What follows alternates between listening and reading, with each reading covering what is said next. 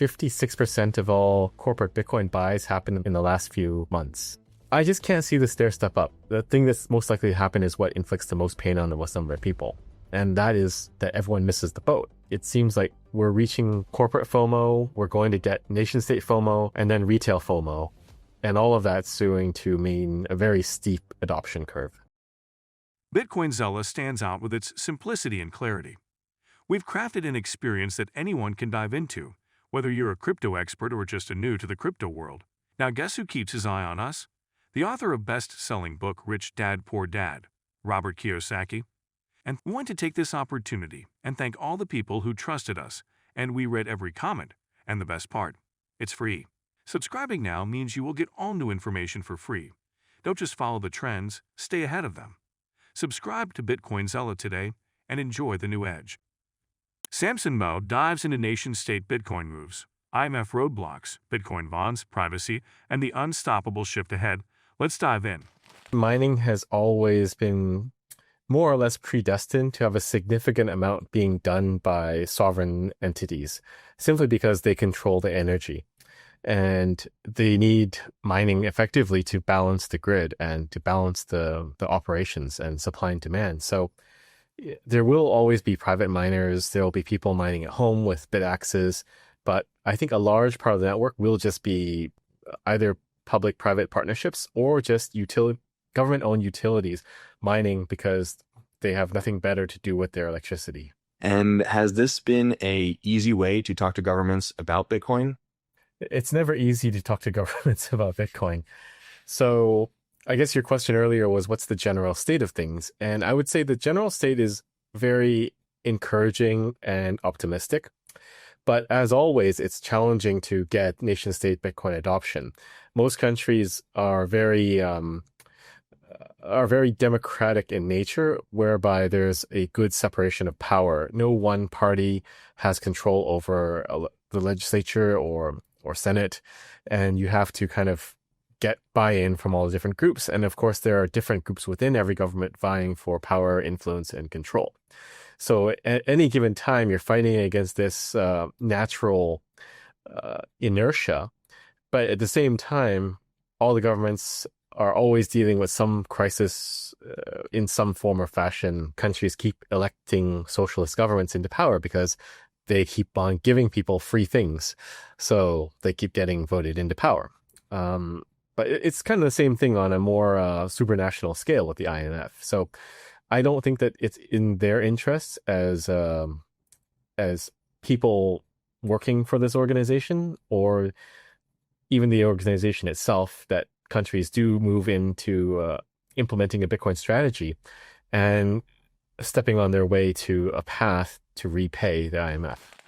Retail investors are now buying Bitcoin faster than new coins are being created, according to analysts at Bitfinex, and that could mean serious long-term bullish momentum. In a fresh report, the exchange revealed that smaller holders nicknamed shrimps, crabs, and fish, representing wallets holding less than 100 BTC, are accumulating at an aggressive pace, snapping up around 19,300 BTC every month. That's well above the post-halving monthly supply of just 13,400 BTC.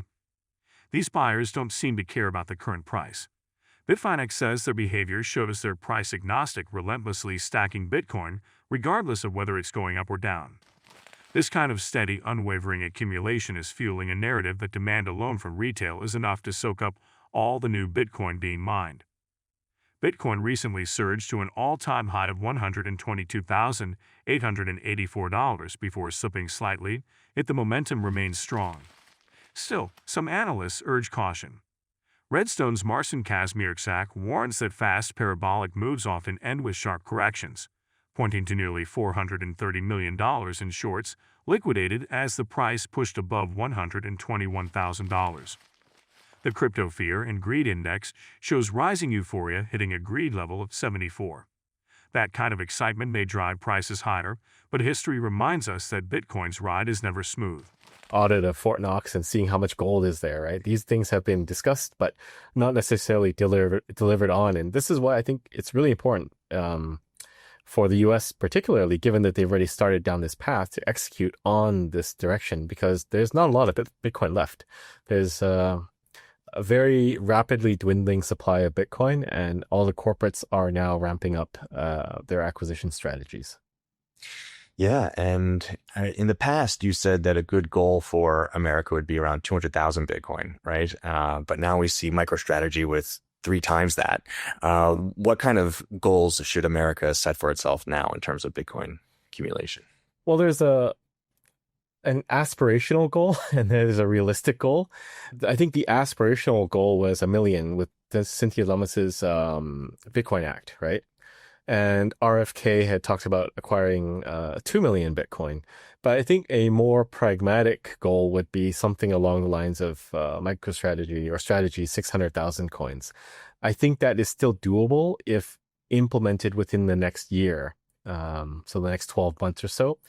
Anything outside of that, your chances of accumulating hundreds of thousands of Bitcoin are rapidly dwindling. But again, circling back to the other point we made, like we're still waiting to hear exactly how much Bitcoin the US has right now, because we don't even have that clear picture. And I believe a good chunk of the 200 some odd thousand coins purported to be in the US Strategic Bitcoin Reserve actually belong to Bitfinex.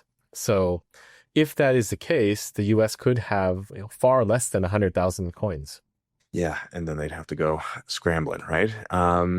But I mean, just in the last 6 months or so, I mean, we're seeing headlines from everywhere, right? Taiwan, Pakistan, India, South Korea just got a pro-Bitcoin president. Poland as well. Nigel Farage in the UK, it looks like he might be coming in soon, and he's just been pro-Bitcoin. So do any of these countries really pique your interest? I would say so. And we're particularly interested in some of those ones that you mentioned, and we do have some engagements there, albeit a bit early. But it's all very promising. And I think the lineup of interest is just paving the way for an Omega candle. Like, given you know all of these entrants are going to do something, it's really a question of when they act and if they're all acting in the same time period, like in the same week, in the same month. And I think that's going to have a significant impact on the price. Bitcoin took a sharp dive early Tuesday as the crypto market reacted to a massive move from one of its oldest holders. A whale believed to be from the Satoshi era, potentially mining Bitcoin in its earliest days, began selling off large chunks of BTC, sparking immediate panic across the market. Prices briefly fell below $117,000, hitting an intraday low of $116,218 before bouncing slightly.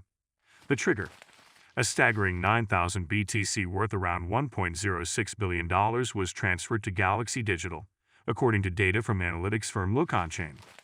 This whale reportedly controls more than 80,000 BTC in total, making every move they make capable of sending shockwaves through the market. The situation escalated as another 7,843 BTC were moved shortly after, adding even more pressure to Bitcoin's already fragile price.